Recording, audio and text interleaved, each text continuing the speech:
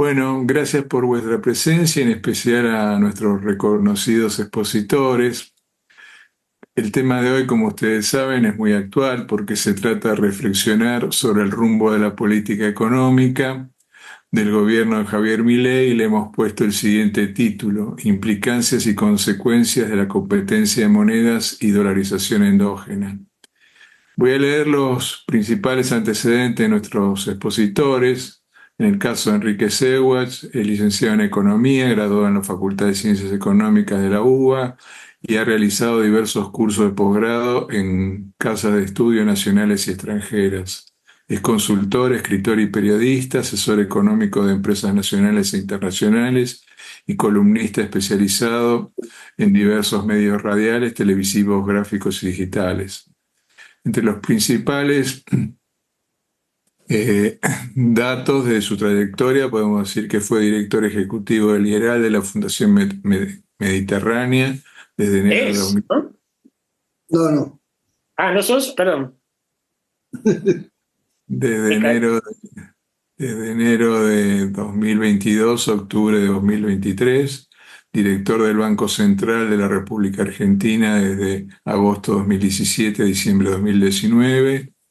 Vicepresidente del Banco de la Nación de diciembre de 2015 a marzo de 2017, presidente de la Evaluadora Latinoamericana Sociedad Anónima Calificadora de Riesgo de 1995 a 2015, consultor del Banco Interamericano de Desarrollo y el Banco Mundial en el área de seguros, sistemas previsionales, mercado de capitales, regulaciones y privatizaciones, director editorial de la revista Panorama y director general del diario El Cronista de 1981 a 1982. Entre 1980 y 1990 fue economista jefe de Fiel, ha sido profesor adjunto por concurso de la Cátedra Política Económica Argentina de la UBA, de la Facultad de Ciencias Económicas y profesor de macroeconomía en el posgrado de Administración del Sector Eléctrico del IDBA en Buenos Aires. Por último, sus últimos libros publicados: La trampa populista, ediciones B, de octubre de 2011, La eterna novela argentina, historia de un suicidio, ediciones B, octubre de 2008. En el caso de Guillermo, Willy Rosenburzel es economista, investigador principal del CONICET, profesor titular de la UBA y de la UPSAM, exsecretario nacional de la pequeña y mediana empresa. Bueno, sin más, damos comienzo a los expositores de alrededor de unos 20 minutos cada uno. Si les parece, empezamos por Enrique y luego Guillermo, salvo que quieran empezar al revés, como ustedes quieran. Está bien, Enrique. Perfecto, no hay problema. Bueno, a ver, yo creo que hay que ir un paso más atrás. De alguna manera estaba implícito en lo que dijo Ariel hace un ratito, porque acuérdense que todo esto, no, quiero reforzar que todo esto empezó en medio de la campaña electoral, cuando la propuesta del ahora presidente Milei era la propuesta de dolarización de la economía argentina. Él mostraba su celular y decía: acá tengo 40.000 millones de dólares de un fondo, de otro fondo, etcétera. Mi presidente del Banco Central va a ser Emilio Campo, que tiene la propuesta de securitizar los activos y ir para acá, para allá. Bueno, la cosa que tenía la propuesta de dolarización de la economía. Esa propuesta de dolarización, como también es público y notorio, nunca se pudo llevar a cabo porque parece que los fondos que tenía en el celular nunca salieron del celular. Después eso mutó a la idea de la bimonetariedad y la competencia de monedas, y ahora mutó a una definición de dolarización endógena. Ya, hay que mantener el relato de la dolarización, y eso fue lo que fue mutando a raíz de todo esto. Ahora, detrás de esta historia hay un punto central. El punto central es un punto de principios, ideológico, como ustedes quieran llamarlo. Para Milei y para muchos argentinos, incluyéndolo a Ariel Korenberg, lo estoy diciendo en broma, para Milei y para muchos argentinos, no hay forma de volver, de salvar al peso. Hemos perdido reputación, hemos perdido independencia, el Banco Central ha sido manoseado para un lado, para el otro todo el tiempo. La reconstitución de la moneda nacional y la ganancia de reputación llevaría muchos años, y además es siempre reversible, ¿no? En el sentido de que siempre puede haber un cambio populista, un giro en la política, que haga que lo que hoy puede ser muy respetado, como podría ser eventualmente la autonomía del Banco Central para manejar la política monetaria, al final del día eso no es posible. Y esa es la posición de muchos, no la de Milei, la posición de muchos que dicen, la verdad es que si queremos cortar camino y avanzar con esto, tenemos que ir a la dolarización es más difícil de revertir, es más, entre comillas, citan el caso salvadoreño, pero en el caso ecuatoriano, en donde bueno, ha sido tan popular que ni Correa, que lo quiso volver atrás, lo pudo hacer. Reconocen que la dolarización tiene costos, inclusive ahora finalmente Emilio Campo en su último libro, después de discutir con nosotros, con algunos economistas durante mucho tiempo, reconoce que la dolarización es una política subóptima, pero dice, bueno, dado que no hay más remedio, esto es lo mejor. Milei da un paso más, porque Milei, para justificar la dolarización endógena, que ahora voy a tratar de explicar de qué se trata, dice, la emisión monetaria es inmoral. Es decir, no dice financiar al Tesoro con emisiones es una estafa, no dice los bancos centrales estafan a la gente porque emiten, es un impuesto encubierto, no, dice la emisión monetaria es inmoral. Inclusive aquella que se hace por lo que llamamos los economistas señoriaje, es decir, la que atiende una suba de la demanda de dinero. Es decir, el mercado, o sea, en este concepto, la política monetaria en pesos, digamos, la política monetaria no debería existir, porque la política monetaria, por definición, es inmoral. Y entonces lo que dice Milei ahora es, lo que vamos a hacer es que vamos a congelar la oferta monetaria, porque vamos a eliminar la emisión, obviamente, para financiar el déficit del Tesoro. Ahora, con este cambio de las letras, o sea, de las pases por las letras de fiscales de liquidez, vamos a eliminar la emisión de los intereses de la deuda, porque eso va a ser del Tesoro, que además como el Tesoro capitaliza, nunca vamos a ver ese tema.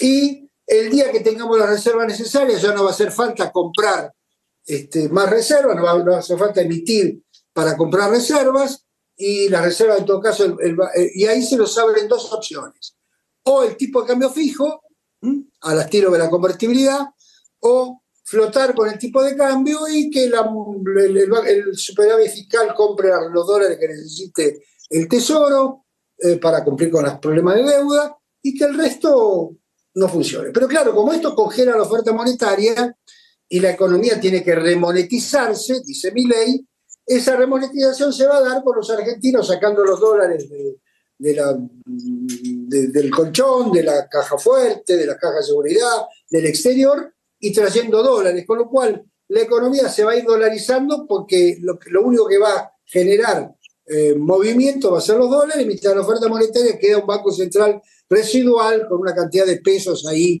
congelado, que quedará, no sé, será el museo del Banco Central, la gente irá, mirará las monedas, qué sé yo, alguna cosa. Estoy caricaturizando, pero ustedes me entienden.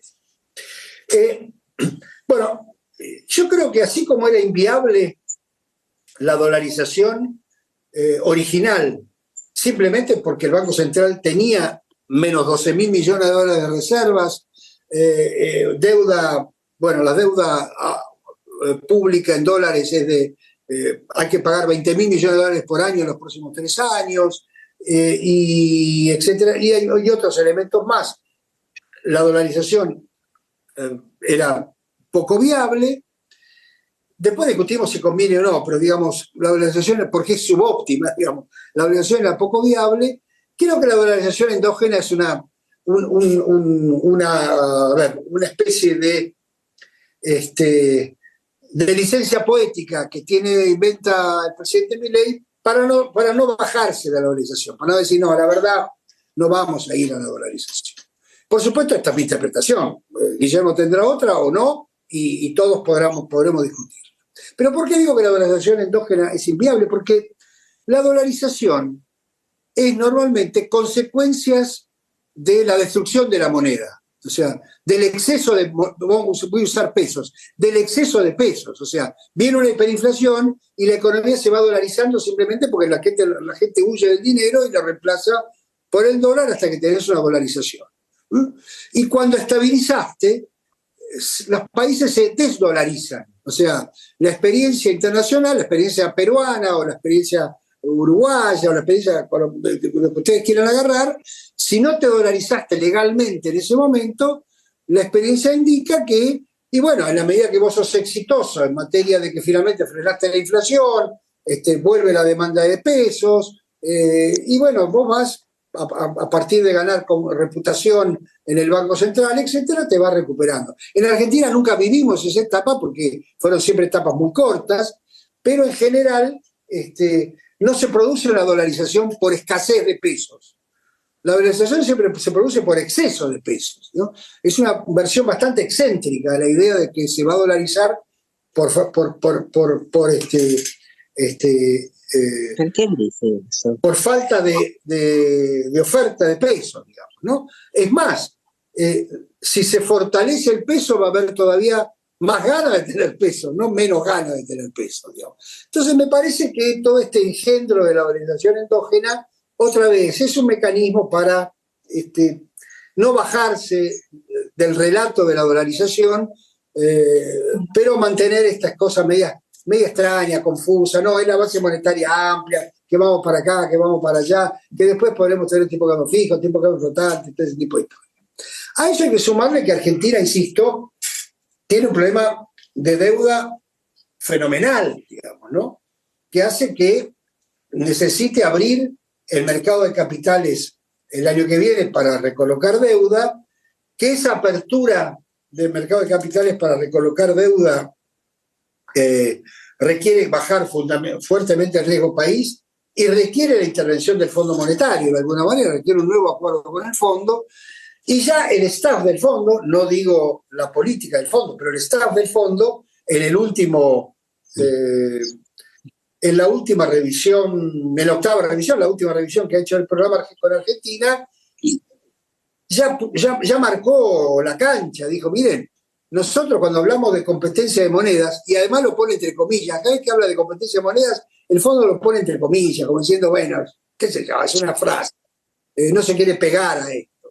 Pero el fondo ya dijo, yo no voy a, digamos, yo voy a poner, eventualmente voy a hacer un nuevo acuerdo con una política cambiaria que se parezca a la normal, a la peruana, a la uruguaya, en todo caso, que haya... que si con ese superávit fiscal se vaya a flotación, con una política monetaria más razonable, etc.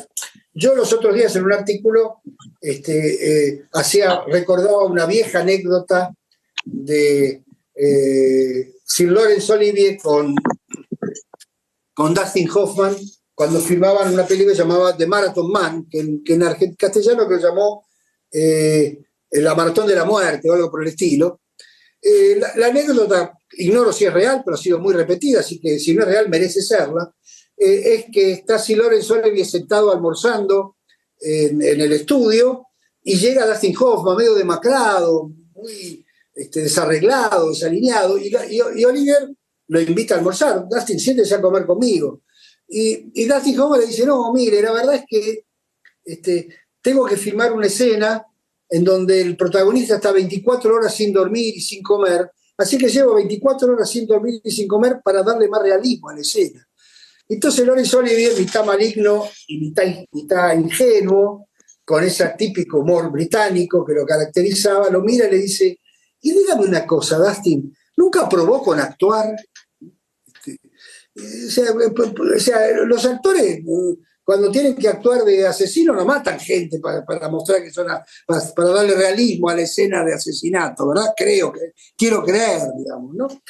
Yo creo que lo que le está diciendo el fondo a la Argentina es, a Milei más que a la Argentina, porque no es lo mismo Caputo que Milei, lo que le está diciendo a Milei, che, nunca probaste con actuar, ¿por qué están con estas cosas de Rothbard, de la inmoralidad, de los pesos y todo de la emisión, etc.? Y por último, una contradicción obvia, ¿no es cierto? Porque Milei considera inmoral la emisión, no la emisión de pesos, la emisión, porque dice, la emisión forma parte de el engaño que hacen los políticos a la gente.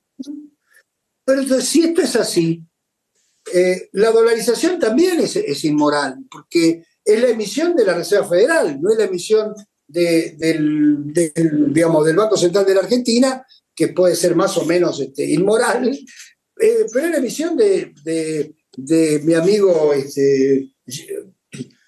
Jay Powell, que es tan inmoral como cualquier presidente de Banco Central, según Milei, obviamente.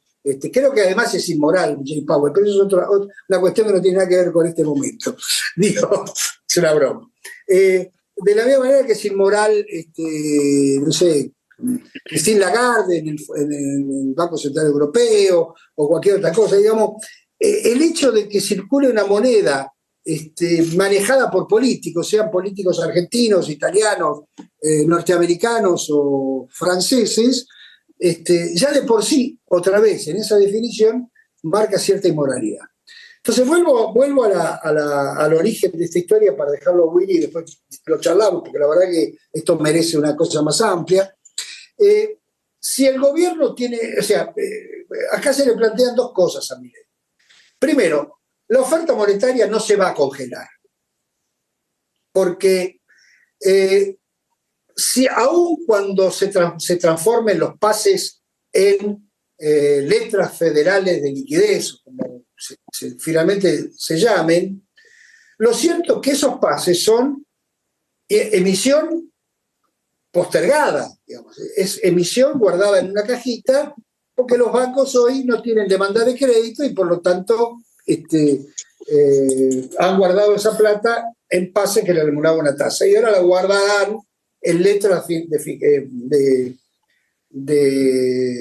liquidez fiscal, o como se llame. Letras fiscales de liquidez, perdón. Ahora, el día que el banco finalmente quiera dar crédito y necesite esos pesos, se los va a pedir al Banco Central. Y el Banco Central va a tener que recomprar esas letras de liquidez y emitir pesos. Y esa emisión va a existir, no por los intereses, sino por el capital, digamos, que es la emisión de pesos derivada de que aumenta la demanda de crédito. En un sistema de encaje fraccionario, los bancos son emisores de pesos de la misma manera, con el multiplicador bancario, de la misma manera que los estados, que aunque el central diga no voy a emitir, salvo que quieran congelar el nivel de actividad, etcétera, etcétera, va a haber emisión. Y además, en este trimestre no va a haber emisión porque el Banco Central, por el sector externo, porque el Banco Central va a perder reservas, pero al fin, cuando tenga que recomponer reservas el próximo trimestre o el otro, el Banco Central va a tener que emitir para comprar las reservas, digamos, ¿no? Después, porque no hay superávit fiscal suficiente para, además de pagar los intereses de renovar el capital y pagar los intereses de la deuda, etcétera, juntar 20.000 millones de dólares para pagarle al fondo, a los bonistas, etcétera, etcétera. Entonces, me parece que eso tampoco va a pasar en el corto plazo. Y tampoco en el corto plazo se va, por esta misma razón. Me tienen harta, no sé cómo resolver esto. Por esta misma me tiene razón. Harta, tu hermano, no le presto más. Alguien tiene el micrófono abierto con una hermana que la tiene harta. Decía,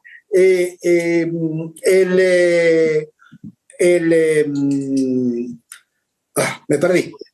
Digamos, no, vamos a tener que emitir para financiar, para comprar reservas, y además, como no va a haber superávit fiscal suficiente, el Tesoro está conjuntando en una cajita en el Banco Central los pesos de la sobrecolocación de deuda en pesos. Tiene 12 millones más o menos, tendrá por ahí o algo más, que ahora va a usar una parte para comprarle dólares al Banco Central para pagar intereses de la deuda, pero mañana va a tener que usar para cubrir el déficit financiero porque no le va a dar el esquema final. Por lo tanto, la emisión no va a ser cero, si la emisión va a seguir existiendo. Y que además va a seguir existiendo for the good reasons, porque está aumentando la demanda de dinero. Dado que bajó la tasa de inflación y la economía se estabilizó, dejó de licuarse y la economía está en su piso de actividad, a medida que el piso de actividad empieza a subir un poquito, sube la demanda de dinero y de ahí lo que sube la demanda de pesos. Como sube la demanda de pesos, o el central o los bancos la atienden con más oferta, vamos a tener un problema serio, digamos, desde el punto de vista de nivel de actividad, tasa de interés, recesión, porque no van a venir dólares para atender, para reemplazar la demanda de pesos. Entonces, sintetizando, para mí todo este esquema que empieza la dolarización de Milei y que termina en la dolarización original y que termina en esta dolarización endógena que inventó para no sacar la palabra dolarización del lenguaje, es relato. En la práctica tenemos a un presidente del Banco Central y a un ministro de Economía que están actuando para atender la ortodoxia fiscal y la demanda de dinero. Se están actuando con un Banco Central tradicional. Un Fondo Monetario que dice, muchachos, sigan por acá, porque por otro lado no van a poder ir. Y un presidente que todavía está en esta cosa que viene y viene. Todavía no discutí si es posible, digamos, si tiene razón Milei de que la dolarización es el único camino para estabilizar a Argentina y salvarla, etcétera, que es otra discusión. Lo que estoy discutiendo es, instrumentalmente, lo que propone ahora el presidente como alternativa a la dolarización no va a funcionar, digamos, no es instrumentalmente posible.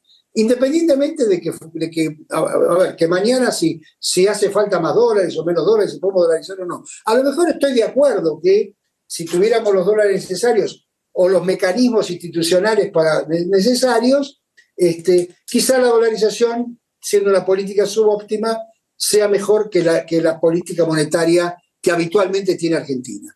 Ahora, yo creo que dado que ahí tenemos un cambio de régimen en ciernes, y que podríamos tener un esquema monetario más o menos creíble, creo que podríamos probar con actuar. Pero reconozco que es una visión quizá naif la mía, y entonces puedo aceptar que otro me diga, che, vos estás borracho, Argentina es un empedernido emisor y defolteador, solo con dolarizar vas a arreglar este problema.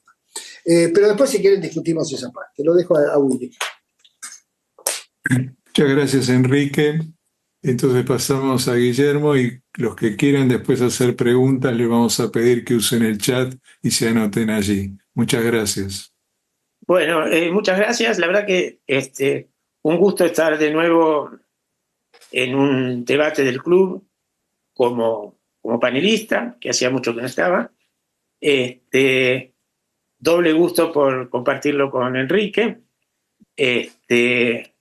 con quien nos conocemos de hace muchísimo, de estudiantes ya.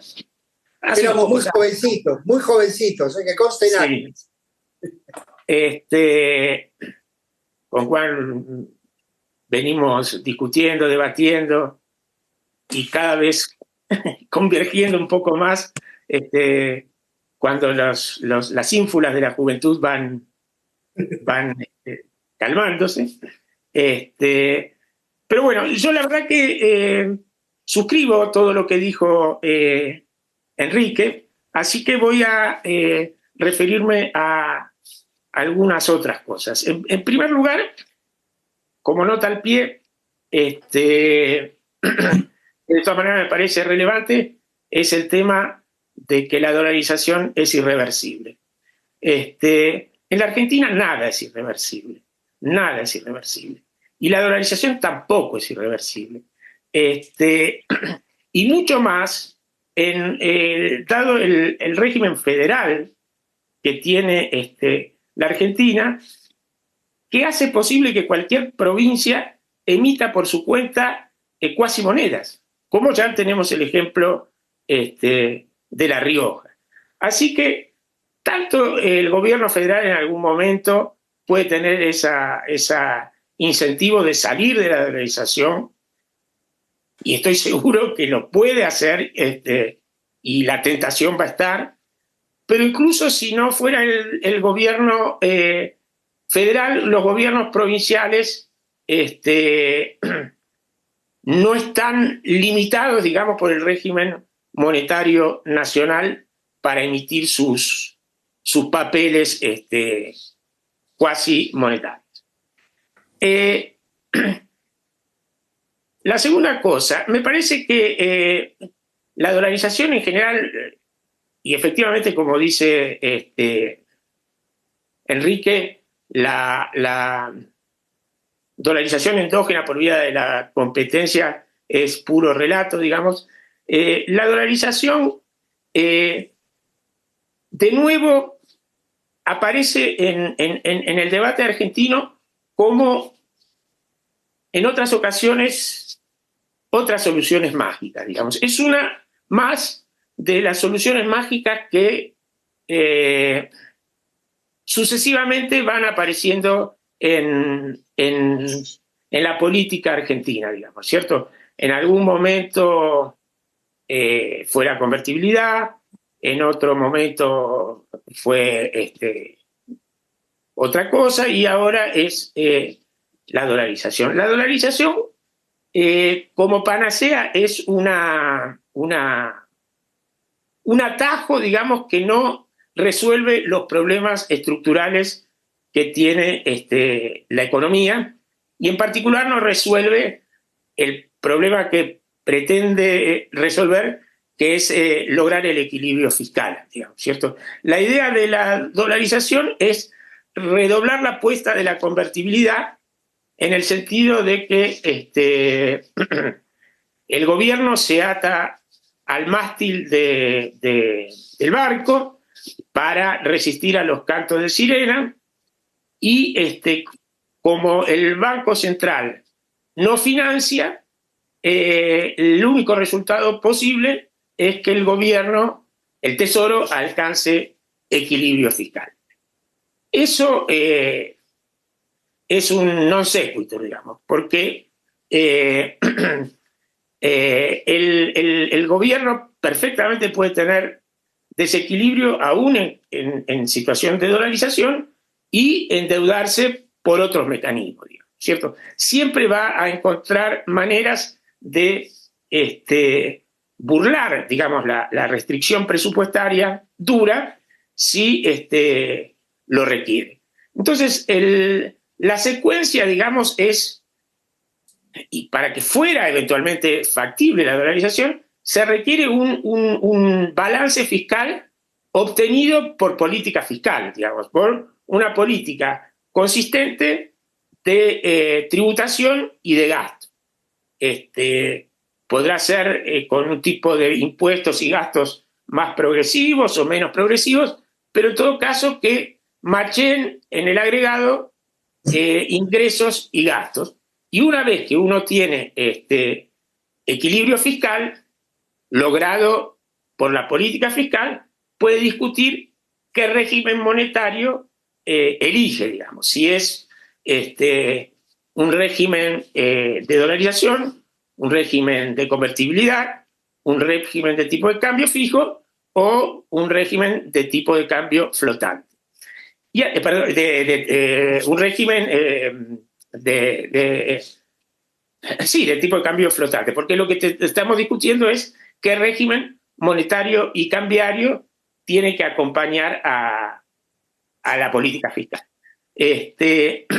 Ahora, si tenemos equilibrio fiscal, obviamente, y lo sostenemos, la dolarización es superflua, digamos. Entonces, cualquier país más o menos diversificado, con una economía relativamente compleja, que no sea como Panamá, El Salvador o Ecuador, lo que uno observa es que eligen regímenes donde se sostiene la moneda nacional y donde el tipo de cambio es flotante. ¿Por qué? Porque hoy en día las economías necesitan ajustarse a las fluctuaciones de los mercados internacionales. Y ninguna economía compleja, digamos, está en condiciones de adaptarse a condiciones internacionales fluctuantes con un tipo de cambio fijo, que sería, en el caso, que sería el caso si eligiéramos la dolarización. Entonces, Perú, que salió de una situación comparable a la Argentina en su momento, Bolivia y otros países, salieron de la hiperinflación, mantuvieron la moneda nacional y tienen regímenes de tipo de cambio flotante. Yo creo que uno tiene que recuperar efectivamente el espacio para tener una política monetaria autónoma, que una política monetaria autónoma no puede ser atarse a la moneda de otro país, y que teniendo en cuenta que el objetivo principal de la política monetaria es estabilizar la inflación, pero que la política monetaria por vía de la tasa de interés y por vía de los efectos sobre el tipo de cambio afecta las fluctuaciones cíclicas de la economía y la competitividad de la economía, nosotros tenemos que considerar una política monetaria o un régimen monetario que al mismo tiempo que tenga como principal objetivo la estabilización de la inflación o una baja inflación, contemple la posibilidad de hacer fluctuar la tasa de interés para amortiguar las fluctuaciones cíclicas y garantice la posibilidad de corregir el tipo de cambio real para asegurar la competitividad externa. Por supuesto que a largo plazo la competitividad externa depende de la productividad, pero los procesos de aumento de la productividad son procesos de largo plazo. Las oscilaciones del contexto internacional ocurren en un horizonte temporal más corto, y además la Argentina, hasta conseguir un crecimiento de la productividad respetable, necesita garantizar competitividad por vía de un tipo de cambio real competitivo. Entonces, el régimen monetario tiene que tener suficiente autonomía para centrarse en la estabilidad de precios, pero al mismo tiempo hacer posible la flexibilidad cambiaria y hacer posible, por vía de la tasa de interés, actuar amortiguando los ciclos económicos, sea por perturbaciones de origen externo o perturbaciones de origen interno. Ahora, dicho esto, la Argentina es una economía, es un país, digamos, que de facto es desde hace mucho tiempo bimonetario, digamos, ¿cierto? Se hace una cantidad significativa de transacciones en pesos, pero hay un conjunto importante de contratos y de transacciones, especialmente en activos o por valores elevados, que se pactan y se ejecutan en dólares. Entonces, de hecho, tenemos una economía bimonetaria. Ahora, la pregunta es, ¿nos conviene sancionar legalmente este estado de facto y explicitar qué tipo de transacciones pueden cursarse legalmente con moneda extranjera, o es preferible dejarlo en este limbo en el que se encuentra actualmente? Yo creo que es preferible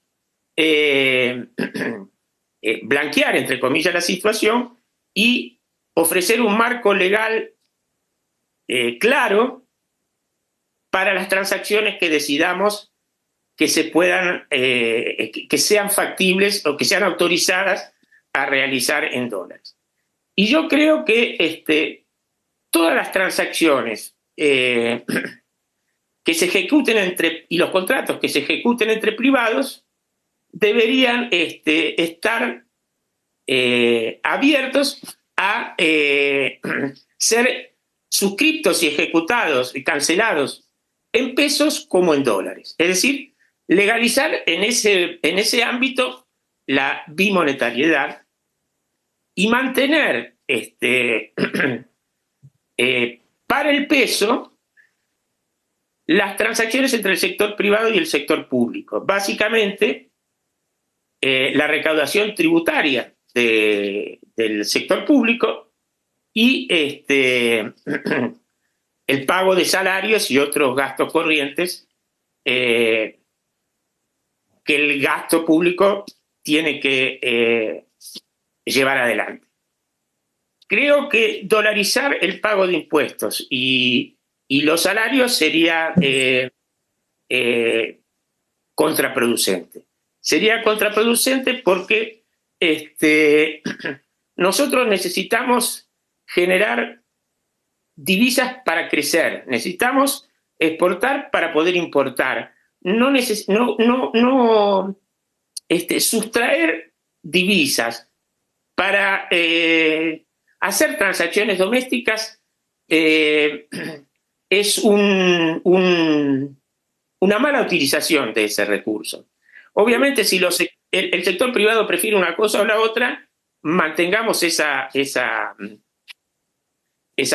posibilidad, pero por un lado, fortalezcamos la moneda doméstica, que se va a fortalecer, como dijo Enrique, en la medida en que la economía y la inflación se estabilice, la demanda de pesos va a crecer, con una política de tasa de interés razonable y que mantenga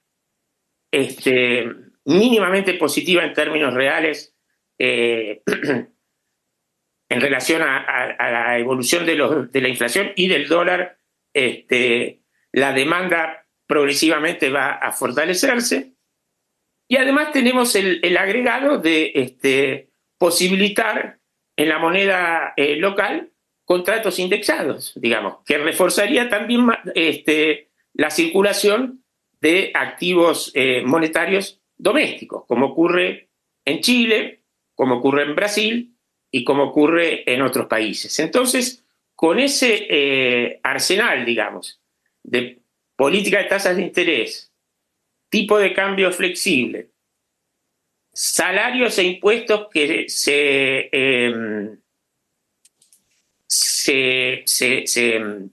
pagan en pesos y con libertad en el sector privado para hacer contratos y pagos en dólares o en pesos, normalizamos el carácter bimonetario de la economía, aseguramos la flexibilidad cambiaria y fortalecemos progresivamente la moneda doméstica, cosa que necesitamos si queremos progresivamente ser competitivos externamente, porque es por vía de las exportaciones, creo yo, en términos macroeconómicos, después podemos discutir más sectorialmente, en términos macroeconómicos digo, las exportaciones son el único motor, digamos, disponible para asegurar un crecimiento más o menos sostenido de una economía como la Argentina, que no tiene las dimensiones como para crecer exclusivamente basándose en el mercado interno. Bueno, yo paro por acá, también tengo otras cosas que decir, pero prefiero dejarlas para las preguntas y el debate que venga ahora. Bueno, muchas gracias también, Guillermo. Tiene la palabra Tito Palermo y los que quieren hacer preguntas no se olviden de anotarse en el chat. Gracias.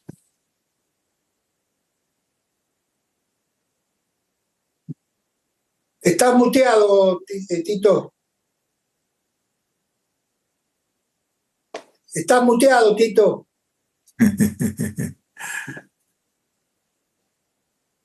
Bueno, Ahí ahí está, ¿no? Bueno. Yo tenía un comentario y dos. No, estoy viendo que una sola pregunta, porque una de las preguntas la contestó Willy muy gentilmente. El tema de, bueno, ¿por qué no suprimir todas las restricciones? Ahora la aclaración que hace Willy creo que la entendí, me parece que sea, bueno, todas no, las operaciones del Estado no, pero todo lo demás se puede. Y bueno, eso parece muy práctico. Entonces, el comentario tiene que ver con algo que ustedes no pueden contestar, porque nadie está en la cabeza de este sujeto, Milei. Pero para mí, ¿qué es la dolarización para Milei? Voy por el lado, digamos, de lo que dice Enrique, en el sentido de que evidentemente es relato, pero no es relato en el sentido más craso, más lato de la palabra. A mí me parece que es, digamos, dos cosas. Por un lado, es una cuestión de obsesión religiosa, digamos, no ya que supera lo ideológico, es una cuestión de fe, cuando un señor dice, bueno, dolarizar, emitir es inmoral, y ni siquiera se toma el trabajo de explicar qué pasa con los que emiten, ¿no? O sea, bueno, ¿cómo vamos a dolarizar si nadie emite? Porque, ¿cómo sería el mundo? Un mundo sin emisión, ¿no? Pero en fin, a mí me parece que ahí hay una cuestión que supera el relato y alcanza un nivel, digamos, de convicción religiosa de lo que hay que hacer.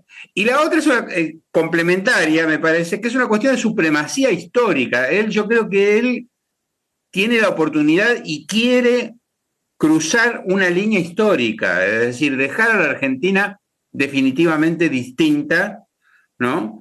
Y trazar una línea que no se pueda, a partir de la cual no se pueda volver, digamos. El Mar Rojo, ¿no? Bueno, efectivamente, sí, Dios ayudó una vez, ahora a volver no. El que quería volver, a nado en todo caso, ¿no? Entonces, me parece que, por un lado eso, y por otro lado, que creo que tiene una gran importancia, es que la dolarización es una herramienta política, es una herramienta de organización política. No es relato en el sentido de, bueno, sí, qué sé yo, me conviene porque obtengo más aprobación, más votos. Bueno, sí, todo eso sí, pero me parece que hay una herramienta política de organización. Milei será un loco o no será un loco, no sé, pero creo que es consciente o alguien se lo explica, será la hermana, Santiago, no sé, pero que, bueno, necesita organizar una estructura política permanente. Y ahora parece que se puso las pilas con eso, ¿no? Con Karina. Pero, o sea, eso es una cosa que, qué sé yo, Perón en el 44 ya lo había entendido y caminó para eso, ¿no? Si hubiese estado, digamos, en las nubes repartiendo y arreglando, abrazándose con los sindicalistas, no había 17 de octubre. Bueno, y Milei lo tiene que hacer lo hace desde el gobierno, digamos, y lo va a intentar, sin duda. Y la dolarización es muy importante porque yo creo que es como un crisol del consenso político permanente, definitivo, que él aspira a tener. Y ¿va a renunciar a ella? Sí, supongo que sí, en algún momento, si consigue otra alternativa, si consigue, ¿no? Si consigue resolver ese problema, que es fundamental para él, sin recurrir a eso, sí, puede ser. Pero si no, no va, me parece que no va a renunciar. Bueno, y la pregunta es muy breve. ¿Qué pasaría si en vez de dolarización hay realización? Realización del real, es decir, si hacemos bueno, por supuesto que eso va a depender de los brasileños, ¿no? Creo que los brasileños se van a agarrar la cabeza, pero también Ricardo Mazzorin me explicó 2 o 3 veces cómo fue la gestación de la unidad monetaria europea, ¿no? Y la preocupación que tenía Mitterrand, ¿no? Por la inflación interna, y que se dio cuenta que la única solución era ir a establecer un salto cualitativo con el marco alemán, ¿no? Y bueno, lo nuestro podría ser algo parecido. Ojo, que yo no digo que estoy de acuerdo, digo, ¿qué opinan ustedes, no? Una solución, digamos, europea para los problemas argentinos, contando con los brasileños, ¿no? Porque eso me parece que ahí sí no hay quizás, es decir, eso sí sería flotante, es decir, se podría ajustar, o sea, no quedaríamos atados a la rigidez del dólar para nosotros, sino que lo podríamos, y tenemos economías relativamente parecidas, en fin, todas las cosas que se dicen, ¿no? Que dicen los manuales, que yo no leí ninguno, por supuesto, de economía, digamos, dicen, bueno, para tener una unión monetaria hace falta esto, lo otro y lo demás allá, ¿no? Bueno, entonces me gustaría saber qué opinan. Gracias. Bueno, ¿Arranco yo, Guillermo? ¿Arranco? ¿Perdón? eh, No, yo diría que si todos concuerdan, escuchemos Sí, varias yo coincido, por supuesto, sí. y después respondemos, Lo que porque ustedes puede digan. haber, podemos consolidar algunas, digamos. bueno, entonces le damos la palabra a Julio Dreisen y después a Ariel Korenberg y después entonces de esas tres intervenciones ustedes responden si les parece bien. Gracias. Ujú. Bueno, gracias. Bueno, primero quería agradecer por la exposición. La verdad que este tema lo veníamos charlando con formatos más bien informales en el club hace tiempo. Es un tema que personalmente me interesa mucho, como muchos saben, y les agradezco que se haya organizado esta mesa, a Ricardo sobre todo, y que con lo que ustedes plantearon, algunas cuestiones abrieron luz y sobre otras, la verdad que nos falta discutir bastante, ¿no? A ustedes y a nosotros más todavía, ¿no? Que siguen en penumbra más que en la luz, ¿no? Sobre el monetarismo y la dolarización. Bueno, personalmente también estoy un poquito sesgado, reconozco, porque están acá Guillermo, Enrique, Willy, Quique, que fueron colegas, amigos con los que me crucé muchas veces en la vida y también en la cuestión profesional, en muchas veces, en los 40 últimos años, diría, prácticamente. Y a diferencia de Willy... Perdón, ¿un comentario? No escuché. A diferencia de Willy, en lo personal siempre fue bueno esos cruces, y en lo profesional siempre fue bueno, pero no convergí tanto. En algunas cuestiones convergí y en muchas no convergí. Pero eso es bueno, no hay que converger en las ideas que uno tiene, políticas, económicas, sociológicas, lo que fuera. Así que eso no es malo, simplemente quiero mencionar que no fui convergiendo, nada más que eso. Entonces hay dos temas que voy a tratar, que voy a comentar en base a lo que acabo de escuchar. Uno es la dolarización, que lo voy a comentar muy rápido y que lo venimos charlando mucho. Y lo segundo, el tema de la competencia de monedas, que es lo que un poco nos enfocamos más aquí. Pero Enrique un poco hizo alguna referencia a la dolarización al inicio y por eso me interesa mencionar. Primero, yo creo que lo dije varias veces en reuniones también informales que tuvimos. Yo creo que es un tema que más allá que tengamos menos 11.000 millones de dólares de reservas o más 50.000, es un tema que hay que tenerlo en cuenta. Es una carta que hay que tenerla bajo la mesa, porque un país con la historia monetaria que tiene Argentina, nunca hay que descartar. Es como el salvavidas que tenés que tener. Vos estás en un barco y decís, no, el barco tiene motor. Bueno, pero por las dudas ya tenés salvavidas, porque nunca sabés si no vas a tener que recurrir a eso. Y tampoco al revés, nunca sabés si no te vas a poder dar el lujo de tenerlo porque tenés 50.000 millones de dólares de reservas. Entonces, yo creo que es un tema que vale la pena siempre tenerlo aceptado. No dejemos que se arrumbre porque no hay reservas estos meses o este año. Segunda cuestión, este es el primer tema de la dolarización, el tema reservas o circunstancias, se lo llamaría. El segundo tema es el tema del subóptimo, que me gustó mucho lo que dijo Enrique, el segundo mejor, que yo también lo venimos discutiendo acá, y ahí quiero expandirme un poco en esa idea, que creo que Enrique la sabe perfecto, pero por las dudas quiero exponerla, que es, nosotros sabemos los costos de dolarizar, todo el tema de los shocks externos, que hacen pomada, no podemos tener política cambiaria. También es cierto que las políticas cambiarias en Argentina fueron bastante caóticas y no tenían mucho que ver con los términos de intercambio, así que eso es una gran mentira, ¿no? Porque nosotros en el 2023 atrasamos el tipo de cambio cuando nos quedamos sin reservas, Expandimos el gasto público cuando nos quedamos con crisis de base de pagos. Así que toda la política macro que, en teoría, una política monetaria no dolarizada te permite hacer, en Argentina no funciona así. Políticamente es inviable, por la anomia institucional, por los intereses políticos y porque hay elecciones cada 4 años, perdón, cada 2 años. Este tema, termino con el segundo punto, con esto es, la hiper es un chaleco de fuerza para estas cuestiones que nos podría evitar, hay que evaluarlo, estancamiento, crisis de balance de pagos, pobreza, hiperinflación. Entonces hay que ver si los costos de dolarizar todo este problema técnico que todos lo hemos discutido miles de veces, no voy a enumerarlos de vuelta, pesa más o menos que tener esta inflación, hiperinflación, crisis de balance de pagos, 50 años de estancamiento y 3 hiperinflaciones. No sé, hay un costo-beneficio y me gustó mucho la definición de Enrique, que lo puso en el ámbito del subóptimo o segundo mejor. Tercer punto, con esto termino, y es un pequeño homenaje. Estamos hablando antes de Olivera, no sé si estaban todos, pero empezamos, creo que estaba Elsa y otros, y ya, perdón, Enrique estaba.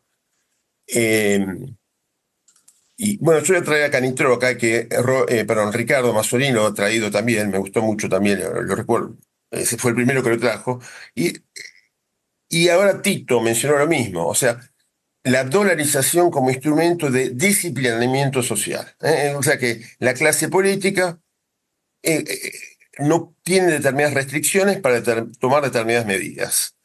Y acá hay un cambio cultural que quiere hacer Milei y quiere disciplinar a la clase política. Entonces esto va muy en línea con lo que dijo Ricardo Mazzorini, que lo dijo en algún momento en otra reunión, lo escuché, no me acuerdo el ámbito, de disciplinar, y recién Tito también lo rescató. Y yo agrego una cosa, que creo que no se mencionó, tal vez se mencionó en otro ámbito, que Milei quiere pasar a la historia.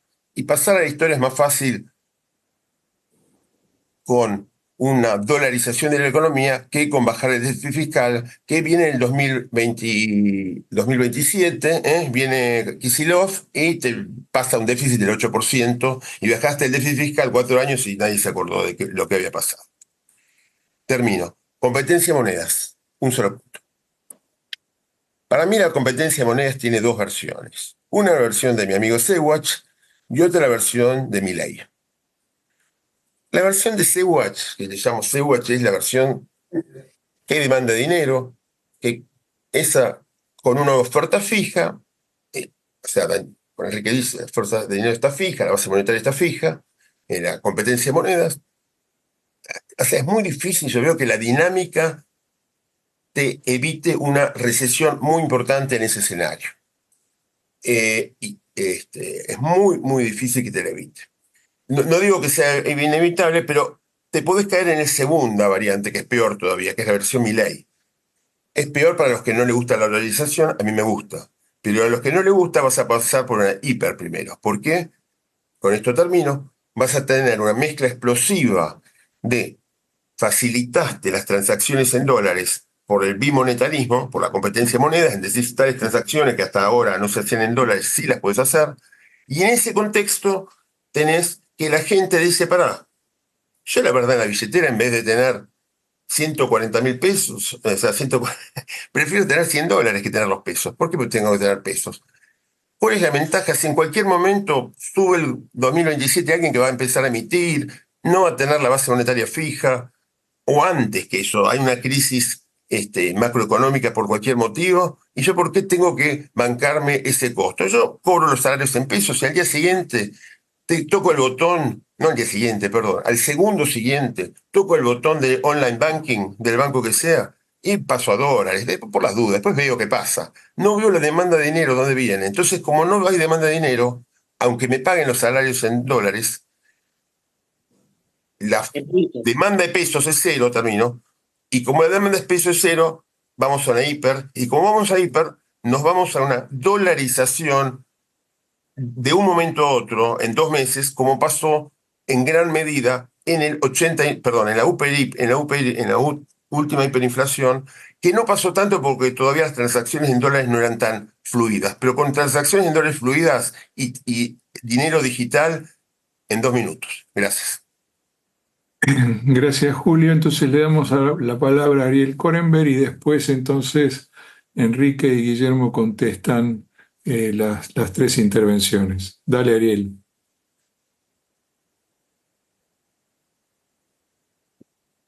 Está muteado, Ariel. ¿Qué tal?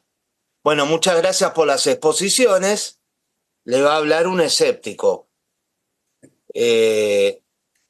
A favor de la dolarización, la historia argentina. Si uno toma en cuenta que la crisis actual es la crisis del modelo, entre comillas, de salida de la convertibilidad, uno podría pensar quizás alguna alternativa a la dolarización. Pero si uno toma en cuenta que Argentina no generó moneda propia para ahorrar y para comprar inmuebles, y en algunas ocasiones para realizar transacciones normales, como hoy están haciendo los jóvenes, eludiendo el uso del peso argentino con las criptomonedas, me pregunto yo si eso ya no proviene de hace 70 años. Argentina hoy tiene un nivel de productividad por el piso, según mis cálculos, del año 1974 en términos de productividad laboral y en términos de productividad conjunta de la economía de 1950. Entonces, yo llego a otra conclusión. Argentina no se salió del mundo, se salió de América Latina normal, porque compararnos con Uruguay es imposible, porque Uruguay, cuando concomitantemente entró en crisis allá por el 2000-2001, a diferencia de Argentina, no especificó los depósitos en dólares. Entonces, nosotros estamos enfermos de historia de confiscaciones. Dada esta historia, mi escepticismo respecto de cumplir la Carta Orgánica del Banco Central, en este momento, aún con el gobierno de Milei, es nulo. Yo estoy en un escepticismo extremo. Cuando miro la normativa contable internacional que nos pone como hiperinflación técnica con países a nivel de Yemen, Zimbabue, que sí destruyó la dolarización, además de haber recurrido a hiper, y Haití y otros países como Surinam también, que actualmente está en hiper, habiendo tenido hiperinflaciones en el pasado, no le encuentro la vuelta de cómo un país va a respetar, si no respeta la ley, va a respetar la Carta Orgánica del Banco Central. Estamos ante un gobierno que la interpretación que yo hago es la siguiente. Hay que cambiar la Carta Orgánica del Banco Central para prohibir que el Banco Central financie al Tesoro. Muy bien. No tiene mayoría en el Congreso. Ustedes vieron lo de la ley bases. Tiene mayoría en el Congreso. Ok, dentro de 4 años gana otro gobierno y derroga la Carta Orgánica del Banco Central. Otra solución, poner un banquero central conservador que permanezca y sobreviva a los gobiernos. Pero miro la historia de la creación del Banco Central en Argentina de 1935 hasta la fecha, y el único presidente del Banco Central que terminó su mandato en tiempo y forma fue el primero. Aún así, se me confunde y no tengo bien chequeado, también echado por Perón en su momento. O sea que no cumplimos las leyes dictaminadas por el gobierno anterior. La crisis actual es tan grave que aún implementando un blanqueo, este no se va a cumplir, porque quiero recordarle a todos que el blanqueo de Macri, más allá del decreto adicional de permitir a familiares de funcionarios blanquear, el siguiente gobierno publicó las listas de la gente que blanqueó. O sea, que la desintermediación financiera en términos nuestros de los economistas, de los argentinos, de cuando tienen un mango para ahorrar, porque no es verdad que Argentina no ahorra. Argentina ahorra, poco mucho, pero lo que ahorra está incluso fuera de los bancos. Entonces la herencia actual es de que, lo voy a decir sin filtro, los bancos están al borde de la quiebra y Argentina, aún hoy en día con este gobierno con 6 meses de antigüedad, está al borde de una nueva hiperinflación. Porque el hecho de que se ha cambiado deuda del Banco Central, todavía hay que hacerlo, ¿no, Enrique? Corregime, todavía hay que hacerlo, a deuda del Tesoro indexada con una inflación proyectada de 60% anual por el propio gobierno, implica un riesgo de default directo. ¿O acaso no intervenimos el INDEC para defaultear los bonos SER, cuyos únicos propietarios eran los jubilados a través del Fondo de Garantía Sustentable? O sea, los argentinos somos capaces de modificar tasas de interés de contratos realizados en los plazos fijos. ¿O acaso no hicimos un corralito? ¿O acaso no hicimos un Bonex? Nada es historia, y al nivel de lo que estamos comparados con Haití, Surinam en América Latina, digo, saco Venezuela y Nicaragua, y con otros países de África que han defaulteado y han caído en hiperinflación recurrentemente, no le encuentro la vuelta que implementar un mecanismo burdo de economía rudimentaria, porque en este caso, Willy, no estoy de acuerdo con vos que podamos aplicar un modelo en Argentina de una economía compleja. La economía argentina es muy simple, es función del precio de la soja y la demanda que hagan los chinos a través de su dieta, comiendo soja los cerdos que consume China. Punto. Se terminó. No hay más en Argentina. La poca diversificación productiva que tenemos está claro, es pero muy chiquita. porque Dado si eso, más vos que los expositores. ok, tenés razón, porque me entusiasmo. Así que la corto. La economía argentina es rudimentaria, depende del clima, como en la África del siglo XIX. No le encuentro alternativa a tener un banco central autónomo de la clase política. No lo podemos tener. Somos una economía del siglo XIX. Bien, dejá hablar a los... Bueno, empiezo. gracias. Deja Willy. Perdón, ¿Puedo empezar? Bueno, No, empiece. digo, si puedo empezar, si me dejás. Sí, claro.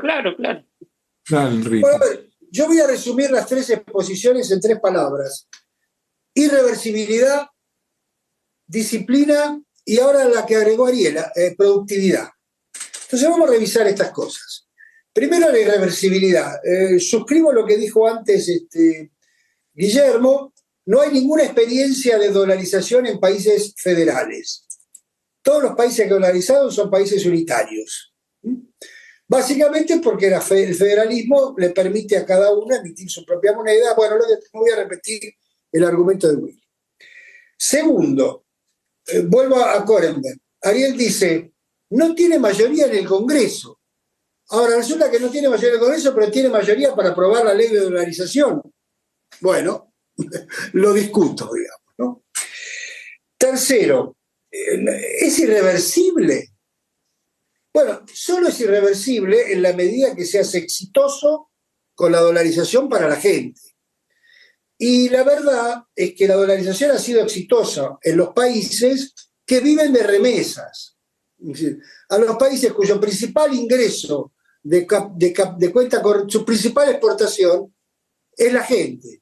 Entonces la gente se va a otro país, básicamente Estados Unidos, y le manda le manda dólares a sus países de origen. O sea, el principal ingreso de dólares de El Salvador es las remesas. El segundo principal ingreso de dólares de Ecuador son las remesas. Para usar 2 ejemplos. Dicho sea de paso, Ecuador tuvo 3 defaults desde que dolarizó, pero no importa. Entonces, la única forma de hacer irreversible esto es lo que pasó en Ecuador. Mirá, fue tan popular la dolarización entre la gente que cuando Correa quiso volver para atrás, no funcionó. En cambio, en Zimbabue, por distintas razones, escúchame, no había remesa, no había un cuerno, ¿no? Es otra cosa. Cuando querés ir para acá, vas para acá, cuando querés ir para allá, para acá. O sea, el mismo escepticismo que tiene Ariel respecto de mantener el peso, lo tengo yo respecto de la irreversibilidad de la dolarización. Pero es una opinión, obviamente, ninguno de los dos puede sostener este punto. Respecto de y eso se entronca con algo que dijo Tito de la disciplina social, etcétera, etcétera. Segundo, yo creo efectivamente, como creo que lo dijo Julio, y creo que también lo dijo Tito, Milei quiere pasar a la historia. Y quiere pasar a la historia con un legado irreversible, para volver a la misma palabra. Lo cierto es que cuando uno hace política económica, cuando uno es presidente, no hace lo que quiere, termina haciendo lo que puede. Y Milei, que iba a ser dolarizador, termina en la competencia de moneda y va a terminar en alguna otra versión, inventará, qué sé yo, otra cosa. Si le va bien y es exitoso, será fenómeno. Si le va mal, no será ni la dolarización, ni la disciplina, ni nada por el estilo. O sea que yo creo que ahí hay un tema relativamente menor. Respecto de la realización que sugerían por ahí, a ver, en la Unión Europea le convenía a Alemania que sus socios, sus principales socios comerciales, comerciaran en la moneda de Alemania, digamos. O sea, que tuvieran estabilidad. Alemania tenía un incentivo a ser el Banco Central Europeo, porque el Banco Central Europeo, les recuerdo, está a 10 cuadras del Bundesbank en Frankfurt. Y las malas lenguas dicen inclusive que hay un túnel entre el Bundesbank y el Banco Central Europeo, pero son las malas lenguas. Yo estuve de residente en el Bundesbank, nunca vi que hubiera un túnel, pero bueno, puede ser. Lo cierto es que había un objetivo común. Para todos los europeos era maravilloso comprar la moneda alemana, y para los alemanes era maravilloso que sus socios comerciales estuvieran entrampados en su propia moneda. Yo pongo el crédito, pero es el crédito de proveedores. Yo pongo el crédito, pero vos me compras a mí. Ya, estoy simplificando, pero para que se entienda. Si hay alguien a la que no le interesa la realización, es al gobierno de Brasil. Si Brasil no tiene ninguna ventaja porque los argentinos usen su moneda, mucho menos tiene ninguna ventaja en garantizar la moneda, la moneda brasileña circulando en la Argentina, en un mercado muy chico para un Brasil que está mirando para otro lado. Sé que tenemos poco tiempo, pero les voy a contar una anécdota. El día en que Nicolás Dujovne iba a viajar a Brasilia para proponer la realización, o sea, la moneda común, o como se llamaba, yo estaba en Basilea como representante del Banco Central Argentino, junto a Roberto Campos Nieto, que era todavía el presidente del Banco Central de Brasil. A él le llegó la noticia antes que a mí, porque a mí me mantenían en cierta ignorancia, para llamarlo gentilmente. Y entonces Roberto Campos Nieto, yo tengo el privilegio de la edad, yo conocí a su abuelo y al nieto, imagínate, digamos, ¿no? Pero lo conocí al abuelo muy chiquito, que era senador vitalicio en Brasil. Me llamó aparte en Basilea y me dijo, ¿qué es lo que quieren hacer ustedes con el real brasileño? Y yo le dije con toda sinceridad, la verdad, Roberto, no tengo la menor idea, porque no tengo información oficial, pero leyendo los diarios, y le expliqué lo que queríamos hacer. Y me lo dijo textualmente en inglés, para que quede claro, over my dead body. Y directamente lo llamó al presidente Bolsonaro y le dijo, si usted hace esto, yo renuncio a la presidencia del Banco Central.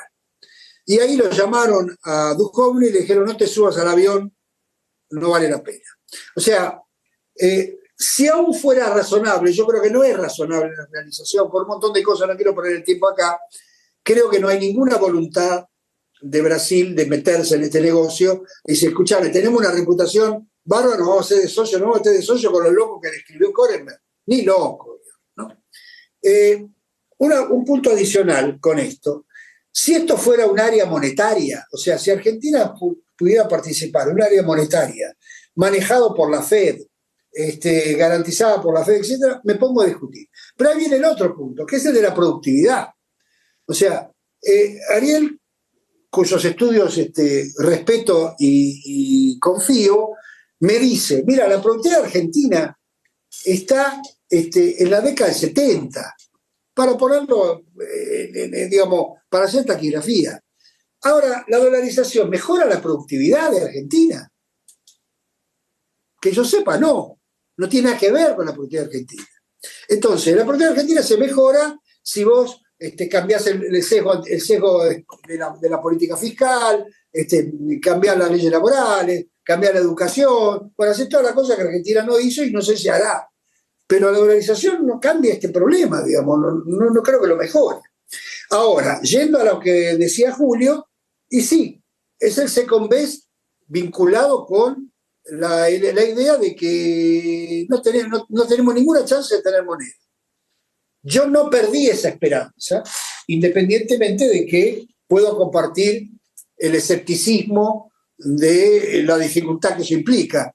Pero yo todavía no perdí esa esperanza. O sea, yo creo que si Milei puede dar un legado en esta batalla cultural, a lo mejor el legado que puede dar va a ser, aunque digamos, le salga el tiro por la culata, lo que es medio raro, justamente lograr revivir al peso, porque al final del día esta política que está aplicando termina reviviendo el peso, no destruyéndolo.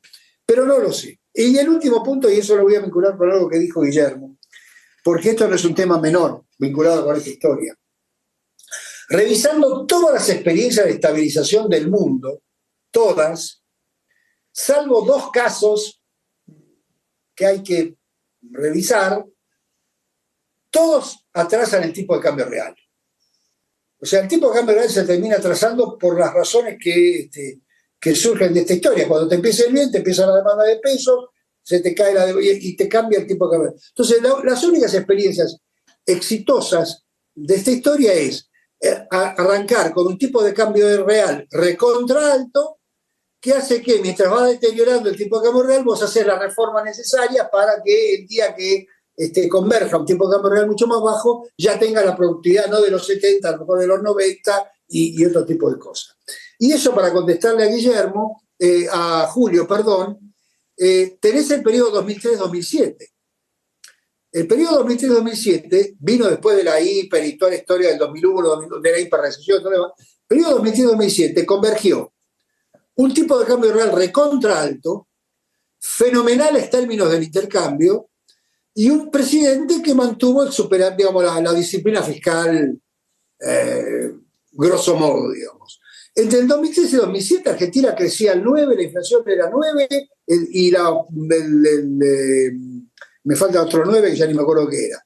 Sí, los 3.9, yo también. Los 3.9. Sí. Claro. Y encima se dio el lujo absurdo el presidente de cazar 9.000 millones de dólares del Banco Central y cancelar la deuda con el fondo. Si en ese periodo 2003-2007 se hubieran hecho las cosas que nosotros sugerimos que habría que hacer y que Kirchner, por supuesto, no hizo ni hará, ni hubiera hecho, porque como saben no soy kirchnerista, y no hubiera heredado después Cristina Kirchner haciendo el desastre que hizo junto a Kicillof entre el 2007 y el 2015, bueno, teníamos esa oportunidad que ahora no la tenemos. Entonces, resumiendo, no creo en la irreversibilidad, porque, bueno, primero no creo que se pueda sancionar la ley, pero supongamos que sí. No creo en la irreversibilidad por el federalismo y porque Argentina puede hacerlo reversible directamente. Y por lo tanto tampoco creo en la disciplina.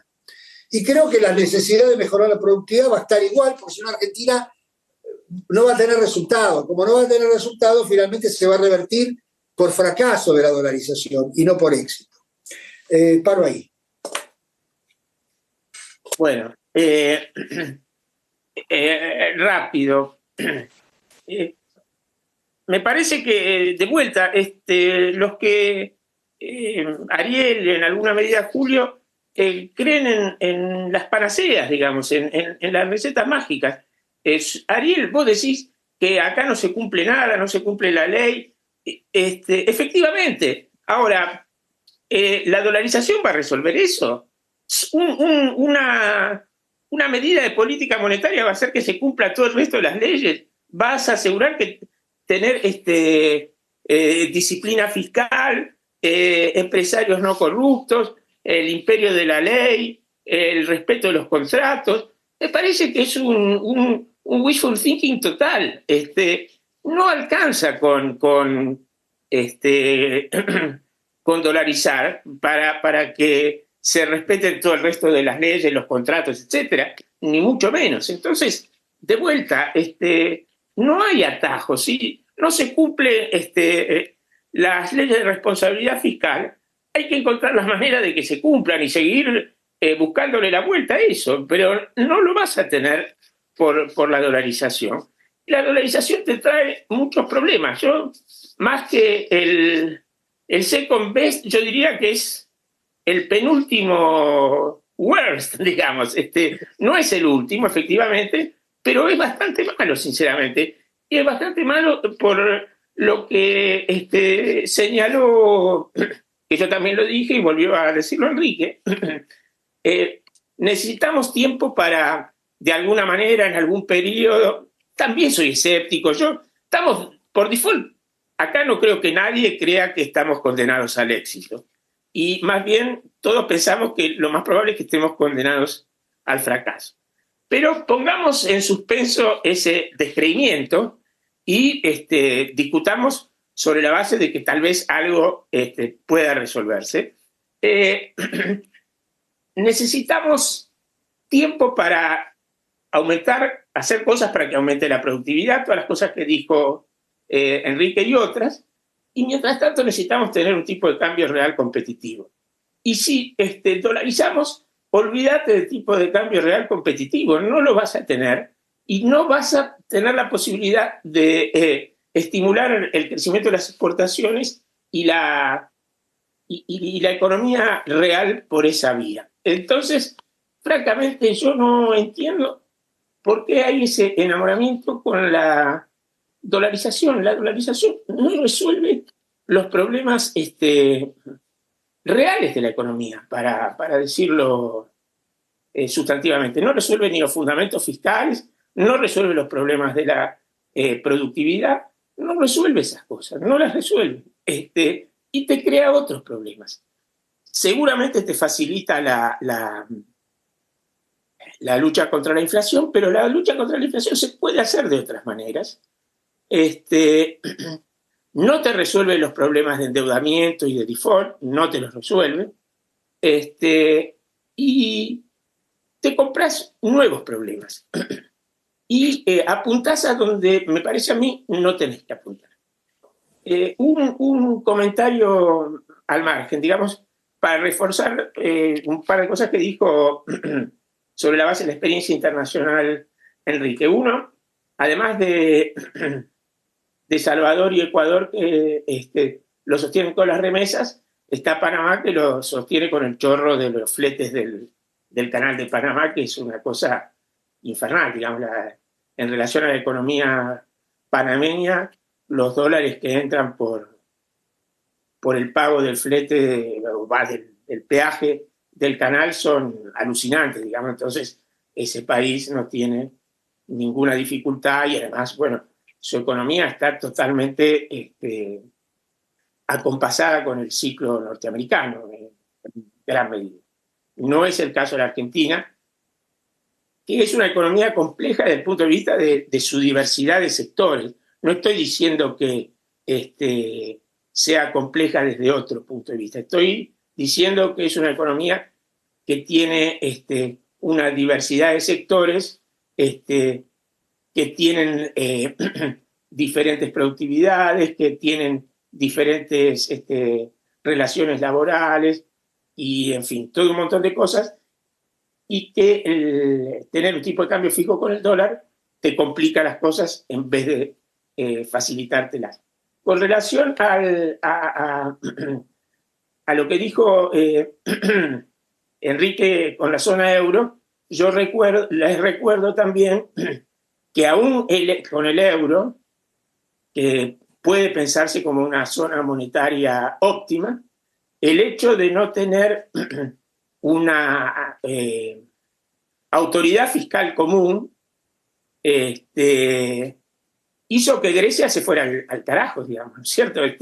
Porque Estados Unidos tiene el Tesoro norteamericano que puede rescatar a estados federales en dificultades. En Europa hay unidad monetaria, pero no hay unidad fiscal. Entonces, el costo, aún de un país en el euro, con el interés que tiene Alemania de que eso funcione, etcétera, etcétera, etcétera, no impidió que, como yo sostengo que podría pasar perfectamente en Argentina, no impidió que Grecia incurriera en un déficit fiscal descomunal, un endeudamiento tremendo, e incluso, por supuesto que a niveles no comparables con los argentinos, con una tasa de inflación bastante superior a la tasa de inflación promedio de la Unión Europea, que hizo que su tipo de cambio real, es decir, los salarios de los griegos, fueran muy altos en relación a su competitividad. Entonces, ni siquiera en la zona euro te garantizás que todas las economías funcionen adecuadamente si no tenés simultáneamente a la unidad monetaria una unión fiscal, digamos, que pueda hacer transferencias, etc. Bueno, y por todas esas razones, además de las que dijo Enrique, del desinterés mayúsculo que puede tener Brasil en la realización, no me cabe duda, porque yo también lo experimenté cuando estuve con Machinea y se hablaba de algunas cosas por ese lado, y los tipos temblaban, y también temblaron cuando en algún momento lanzó la idea Menem. Bueno,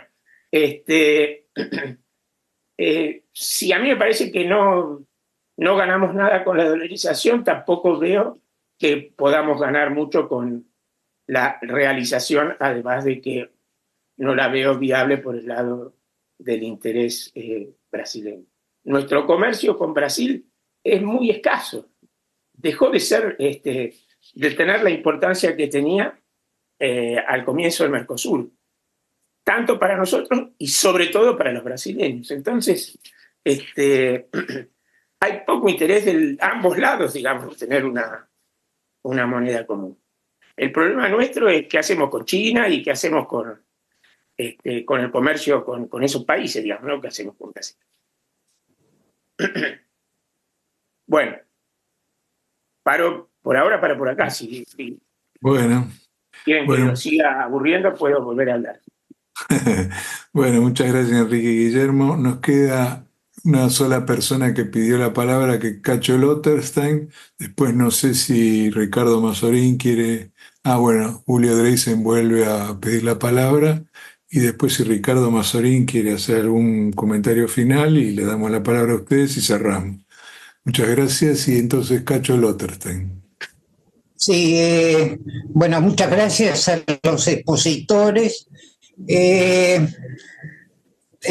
Estuve cenando con 2 exalumnos de ingeniería, que ahora son, uno ya es dueño y otros altísimos gerentes de 2 empresas petroleras pequeñas, pero que hacen servicios, bueno, que están llenos de guita.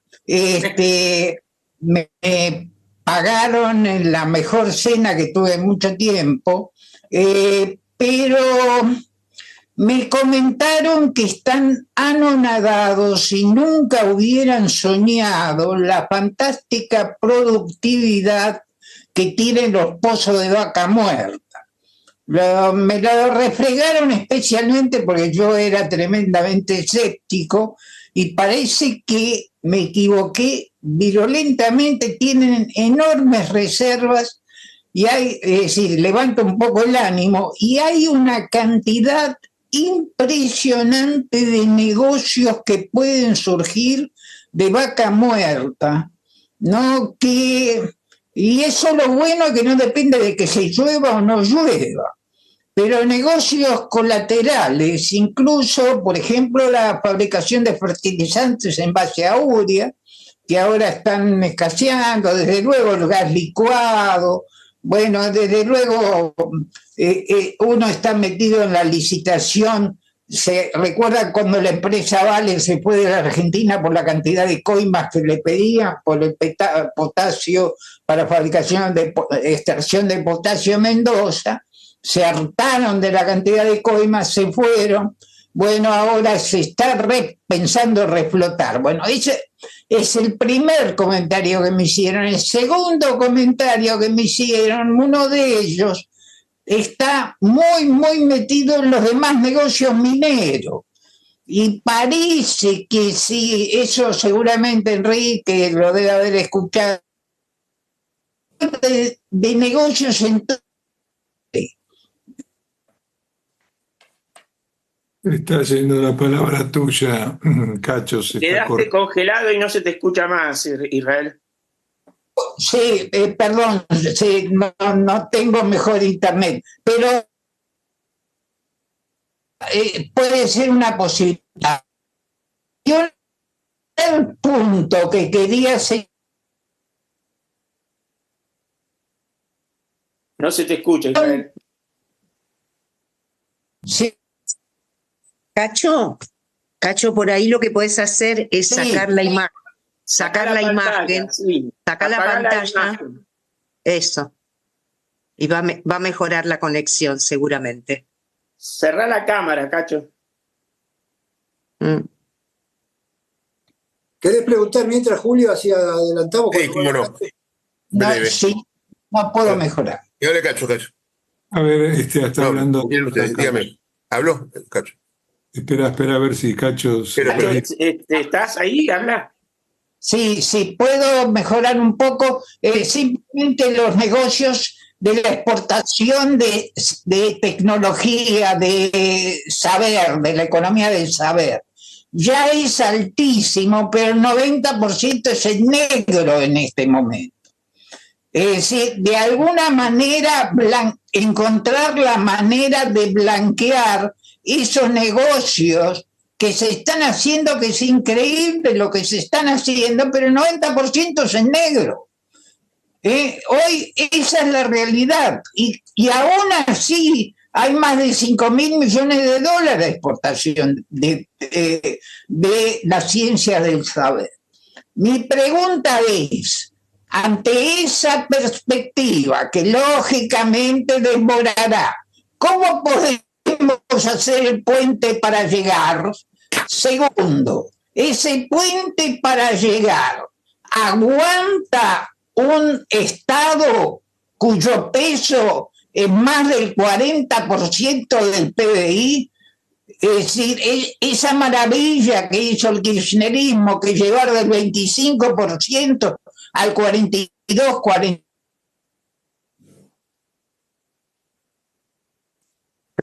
Se fue de vuelta a la palabra. Se entendió igual la pregunta. Sí, Se entendió. Así que bueno, le damos brevemente la palabra a Julio Dreisen y Ariel Korenberg para que ustedes hagan los comentarios finales y después Ricardo Mazorina, así podemos llegar a las 21 horas y cerrar el evento. Julio. Bueno, sí, muy breve. Primero voy a volver a traer antes a Olivera, Moneaje y a Canitró, que son mis dos referentes en la UBA. Y voy a traer a alguien que no era referente, pero yo en esa época lo leía mucho, que era Schumpeter. En la década ya del 40, ¿qué decía Schumpeter? Decía que había 4 sistemas económicos en el mundo: capitalismo, comunismo, Japón y Argentina, como todos sabemos. Yo creo que desde la década del 40 hasta ahora, tanto hemos divergido de Argentina que yo creo que la diferencia argentina respecto de estos 3 sistemas es miles de veces más grande que la que existía en la década del 40. O sea que si ya el tipo detectó que Argentina es diferente al comunismo, al capitalismo, a Japón, yo creo que hoy esa diferencia de Argentina respecto al resto del mundo es muy grande. Entonces, ¿por qué lo digo? Como introducción a mi idea central, que es la siguiente. Esta cuestión, las remesas, que Grecia, que el otro, Yo la verdad que Argentina tiene muchas particularidades. Así como Willy dice, es una economía compleja, yo también digo, es una economía muy particular, que tuvo 3 hiperinflaciones, que está estancada como ninguna, que tiene una inflación promedio más grande que cualquier país del mundo, que tiene un problema de anomia institucional como pocos países del mundo, etcétera, etcétera. Entonces yo también puedo decir que no compararemos con tales países porque esos países no son comparables con Argentina. Y en el caso particularmente de Grecia, con esto termino el primer punto de la comparación, esto no funcionó el euro para Grecia, pero tenemos que ver qué había enfrente. O sea, sin euro, ¿cómo hubiera estado España hoy? ¿Cómo hubiera estado los restantes países de la Unión Europea? No digamos que a Grecia le fue mal. Eso es un punto, agarro un puntito y a partir de ahí agarro todo. No, no.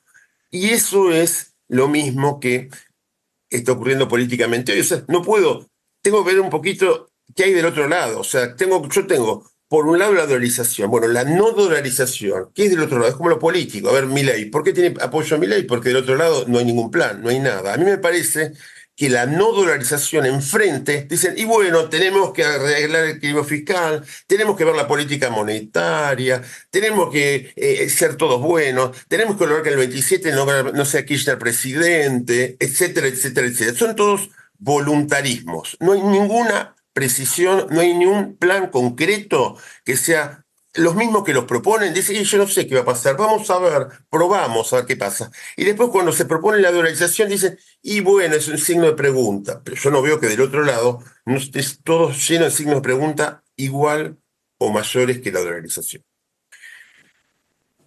Tercera cuestión, con esto termino, respecto a lo que dijo Enrique sobre el plan, el verdadero, entre comillas, plan de Milei. Él dijo que Milei usa la dolarización como cosita para engañar a los tontos, digamos, ¿no? O sea, bueno, ahí estamos dolarizando, pero él no piensa dolarizar nada, pero tiene que mantener, porque lo dijo en la campaña, y ya no puede bajar la bandera esa, y aparte porque un poquito lo ayuda, seguramente, aunque en las encuestas que vi por ahí no me parece tan popular todavía, ¿no? O sea, por lo menos vi que el 60% está en contra, capaz que no vi una correcta, pero no importa. No, no es lo relevante para lo que voy a decir. Lo que voy a decir es que yo creo que Milei, Milei hace un año dijo, o año y medio dijo, a todo lo que decía, mira, vos tenés 7%, tenés 2 diputados en el Congreso, olvídate de ser presidente, dijo, en un año hablamos, muchachos, facta non verba, hechos no relato. En un año hablamos y vamos a ver dónde estoy yo, y después volvemos a hablar y me vuelven a hacer este comentario y vemos en qué circunstancias lo están diciendo.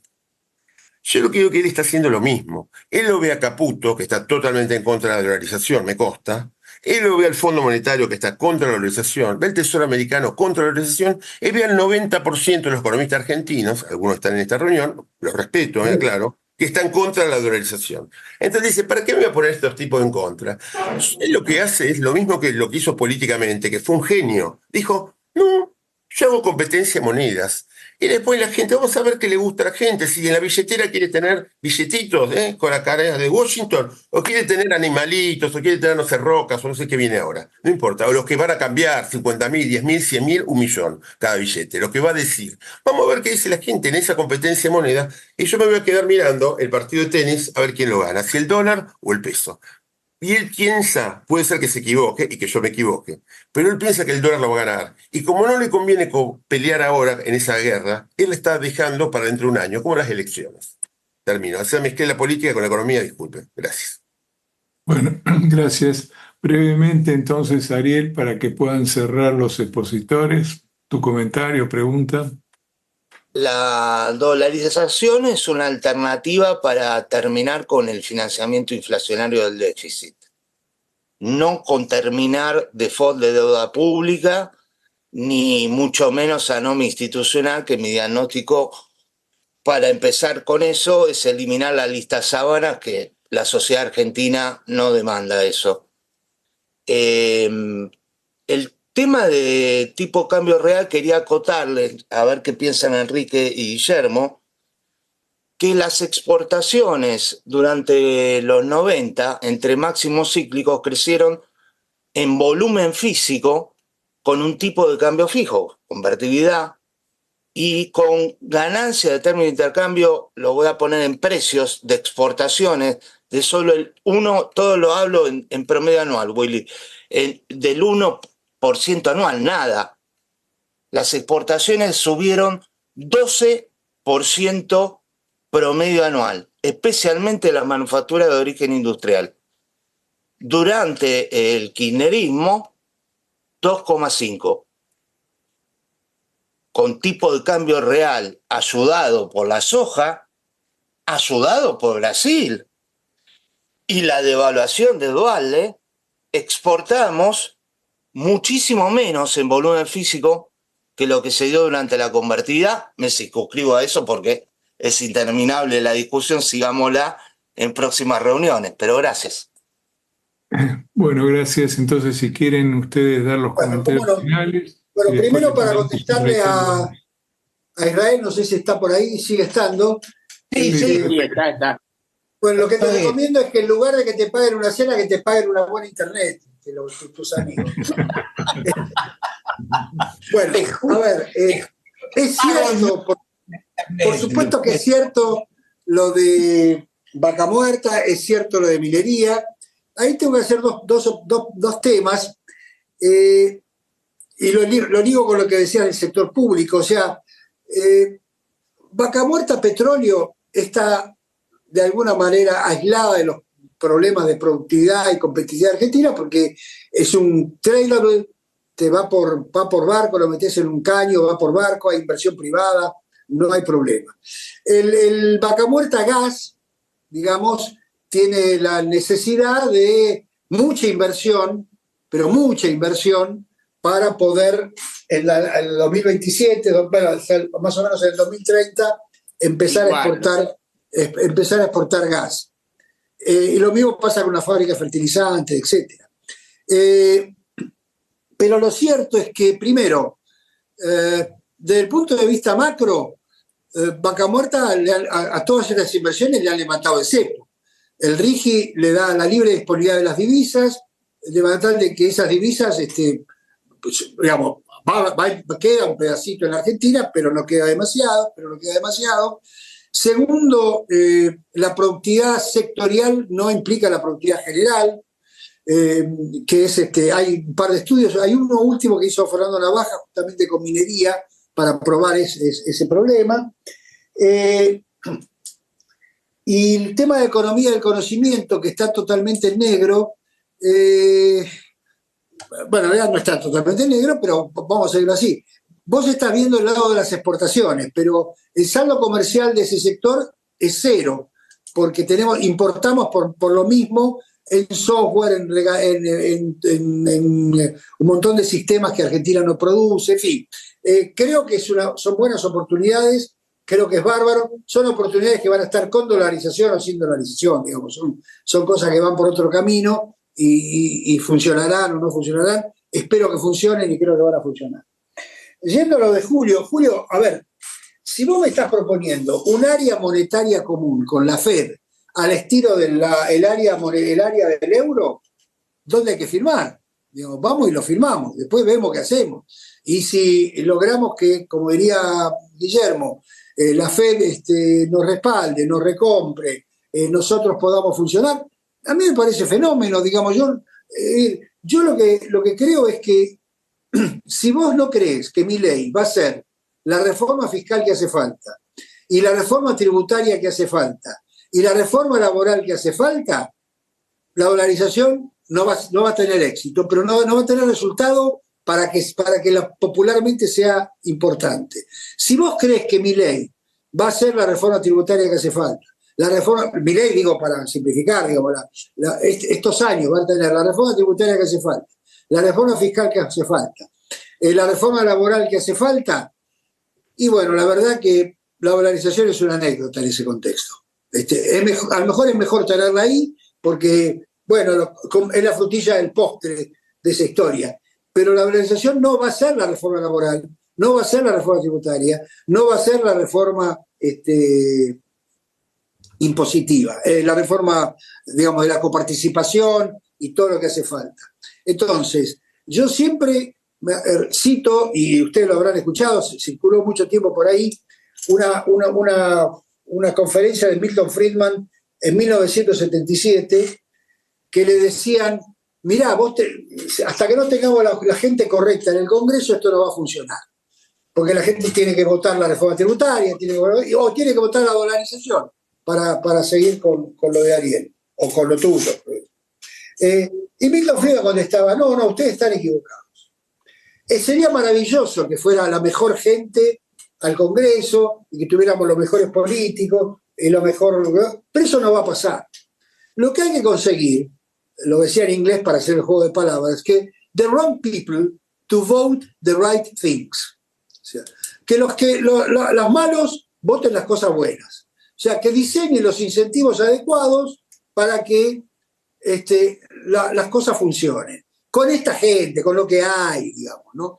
Entonces yo creo que la gran contribución que le pueden hacer los economistas profesionales, los politólogos profesionales, no sé, gente que rodee en serio a Milei, no es ensalzarle las cosas y ser, es ayudarlo a diseñar, como buenos economistas que somos, los incentivos adecuados para que the wrong people vote the right things. Y en eso hay muchas cosas, porque hoy, cuando vos le cortás los fondos a las provincias, y bueno, tenés que empezar, los gobiernos provinciales tienen que empezar a mirarlo. Cuando vos le decís, mira, te voy a bajar obra a la provincia, le tenés que decir, te voy a bajar obra, pero me bajás ingresos brutos. Te voy a bajar obra, pero los municipios tienen que sacar todas las tasas esas de porquería que inventaron. Te voy a bajar obra, pero tal cosa. Y así sucesivamente, porque estamos en un país lamentable o afortunadamente con mal federalismo. Entonces, me parece que no estamos discutiendo, o sea, estamos de acuerdo. El único problema acá es que vos crees, primero, que la dolarización es posible. Segundo, que la dolarización es irreversible. Y tercero, que dado la dolarización, todo lo demás va a pasar. Y yo creo lo contrario. Creo que la dolarización no es posible, que no es irreversible y que todo lo demás no va a pasar automáticamente con la dolarización. Pero son opiniones, digamos.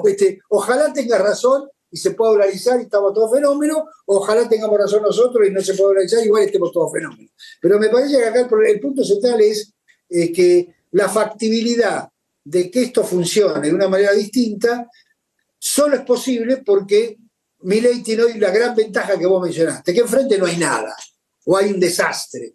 Entonces, si Milei logra tener un poco de éxito en el corto plazo, y lo va a tener porque defiende el peso y no porque defiende el dólar, y baja la tasa de inflación y logra sacar algunas reformas y va a ir avanzando como avanzamos en todo lo demás. Y bueno, lamentablemente nosotros vemos el ex post. Es decir, el ex post es 20, 30 años de que todos estos países fueron lentamente avanzando de a poco, la pifiaron, avanzaron, y Argentina no va a ser muy distinto. Bueno. Bueno, Willy, 2 o 3 minutos nomás, si sos tan amable. A Julio yo le dije N veces los mismos argumentos que vos ahora acabás de mencionar, Enrique, así que no los repito y me alegra mucho que se lo digas vos también, digamos, ¿cierto? Los problemas que hay que resolver se resuelven antes de discutir si se puede dolarizar, y si los resolviste, yo no veo muy relevante si dolarizás o no dolarizás, y personalmente prefiero no dolarizar. La segunda, no me tomes como muñeco de paja con lo de Grecia y eso. Yo no dije que el euro es una porquería y que no sirve y que nosotros somos bastante distintos al resto de las economías, pero sigue siendo necesario, útil y relevante poder compararnos con otras situaciones. No estoy de acuerdo que porque seamos tan especiales no nos podamos comparar.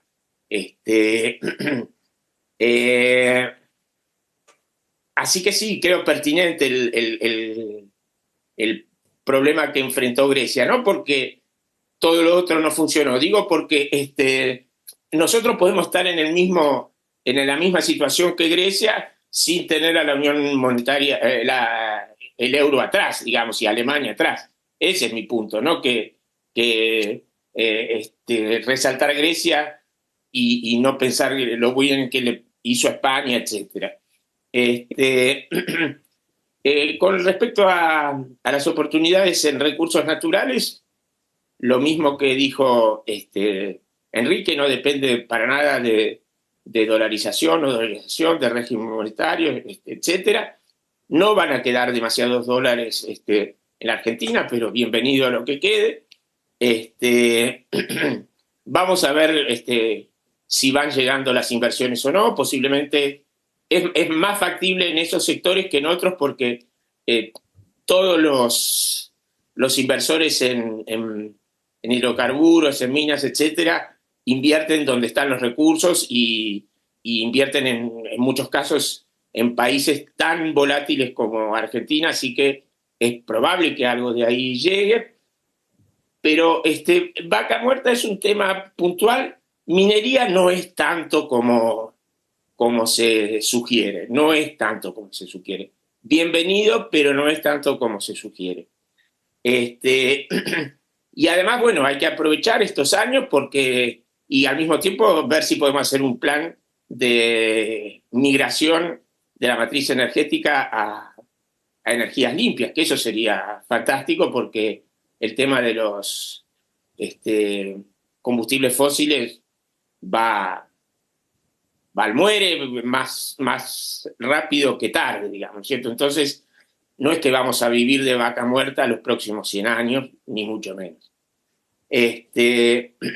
Esas actividades no dan empleo, son de enclave y, bueno, sirven para que nos den dólares, pero no, la Argentina no va a desarrollarse sobre la base de esas actividades, con el agregado de que hay que ver qué hacemos para preservar la competitividad del resto de las actividades y no caer en la enfermedad holandesa o la maldición de los recursos naturales, digamos, que es un tema del cual nos tenemos que preocupar y otro motivo más por el cual tener flexibilidad en materia del régimen cambiario.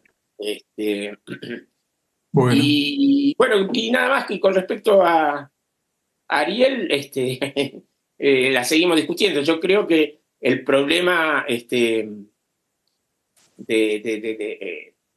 la falta de institucionalidad abarca mucho más que el problema del régimen monetario y de cuál es la moneda que la economía con la cual la economía va a funcionar.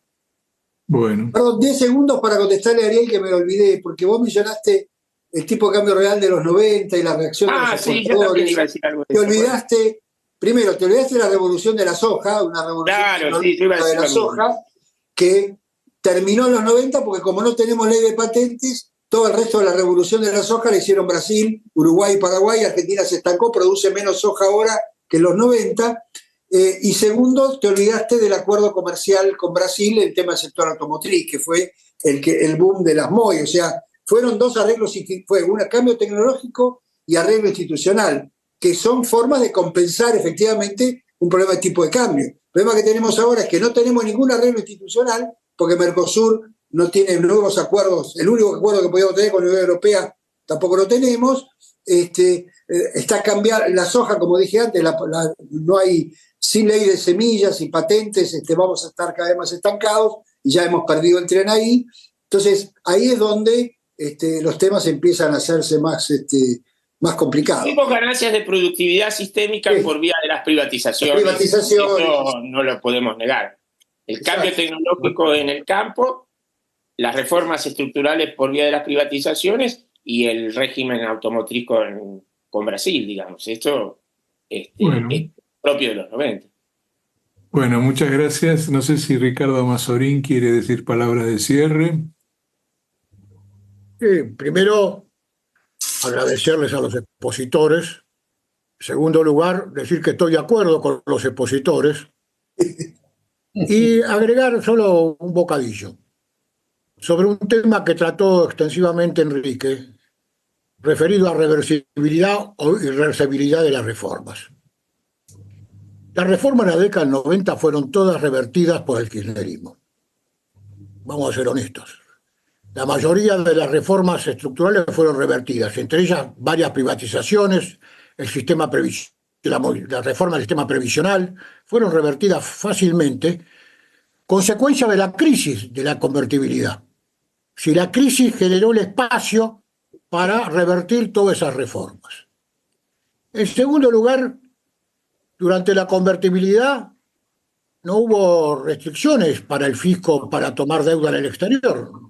Terminamos con un default de la deuda externa que hubo que reestructurar después de la crisis del 2001. O sea que el problema fiscal, como dice Enrique, es central.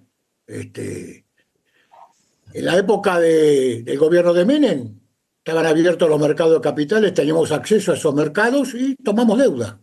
Y finalmente terminamos en un default que obligó a salir de la convertibilidad con tipo de cambio atrasado. Recordemos que en esa época, ya acabaron, no estaban en el gobierno, Roque Fernández y Guidotti presentaron un proyecto de dolarización.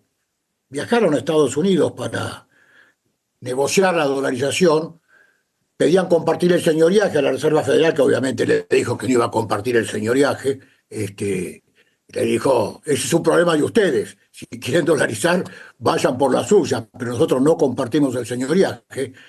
Y ese proyecto estuvo, se abandonó, la convertibilidad, el tipo de caja de conversión, tipo de cambio fijo, terminó con atraso cambiario, tuvimos dificultades, y terminamos con un endeudamiento que terminó en un default que obligó a la reestructuración y salimos de la convertibilidad con un tipo de cambio, recuerden que era 4-1 respecto a la convertibilidad, después bajó a 2, pero un tipo de cambio real muy alto que heredó la administración de Kirchner después. Y que esto le facilitó mucho el funcionamiento de la economía con un ciclo de precios internacionales en alza, como decía Enrique. Esto generó condiciones extraordinarias. Yo recuerdo que Labaña le pedía a Kirchner, dado la extraordinaria excedente comercial que teníamos producto del tipo de cambio real alto y de los precios internacionales, formar un fondo de estabilización, como habían hecho los noruegos para evitar la enfermedad holandesa, y Kirchner dijo, no, este es mi turno, obviamente estaba dispuesto a cancelar la deuda con el fondo con la que tenía, en lugar de hacer un fondo de estabilización que hubiera servido para estabilizar las fases del ciclo económico, ¿no? Creo que las exposiciones fueron muy buenas, las intervenciones y la polémica muy interesante, y seguramente tendremos que repetir un ciclo como después que pasemos el test del plan económico de Milei. Quiero referirme a esto un segundo. Milei o Caputo, no sé quién de los dos, está usando otra vez el tipo de cambio nominal como ancla antiinflacionaria. Está trazando el tipo de cambio, es lo que está haciendo. Milei o Caputo está difiriendo el ajuste de precios relativos, las tarifas, entre ellas, lo está postergando en el tiempo. Está comprando una inflación mayor a futuro a costa de una menor inflación en el presente, porque ese es el objetivo de mostrar a la sociedad que va a desacelerar la inflación. Y supongo que Toto Caputo es consciente que no puede salir del cepo en esta situación porque no tiene manera no sabe si sale del cepo qué va a pasar con el tipo de cambio y no tiene reservas en el Banco Central suficientes para poder hacer intervenciones en el mercado cambiario. Por lo que creo que estamos frente a un panorama donde la promesa de dolarización, competencia en moneda, dolarización endógena, lo veo muy lejano. El Fondo Monetario ha sido claro respecto a estos. Recuerdo que creo que vos, Enrique, lo nombraste en algunos de tus artículos, no recuerdo. Ha sido claro, está bien, que haya competencia de moneda, pero los impuestos se pagan en pesos, ¿no? La idea de que el peso sigue siendo la moneda fiduciaria del país. Me parece que estamos frente a un debate que creo que va a seguir. Yo creo, como dice Tito, que va a insistir Milei con esta idea de que, en el fondo, lo decía en la campaña Milei, Dolarizar es disciplinar, ¿no? Es decir, si dolarizamos la economía, lo que evitamos es el choreo, creo que lo decían esos términos, el choreo de los políticos, ¿no? Porque los políticos pueden chorear porque hay un banco central que les permite emitir cantidad de moneda. Si dolarizamos, esto lo cortamos y el choreo se acaba y esto resuelve mágicamente los problemas. Creo que ha modificado esa posición y la dolarización endógena viene a ocupar el lugar de la dolarización inicial, que era la propuesta de Milei. Como Milei es impredecible, no sé si va a insistir en esto o no, o la realidad lo va a obligar a virar, pero sigue insistiendo con esto.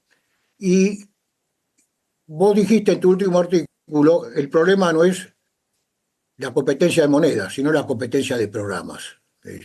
Si no me equivoco, si no te reproduzco fielmente, corregime. Y creo que eso es lo que está ocurriendo. El problema es el programa. Nada más que esto, y les agradezco enormemente que nos se hayan prestado a esta exposición tan productiva y tan interesante. Muchas gracias. No, gracias a ustedes, que además fue muy divertido encontrarme de nuevo con algunos amigos y charlar amablemente. Muchas gracias. Igualmente, Chao. Enrique, gracias a todos. Chao. Muchas Gracias. gracias. Chao. Gracias. Que les vaya muy bien. Chao. A la Hasta próxima. Julio. Gracias. Muchas gracias. Hasta luego.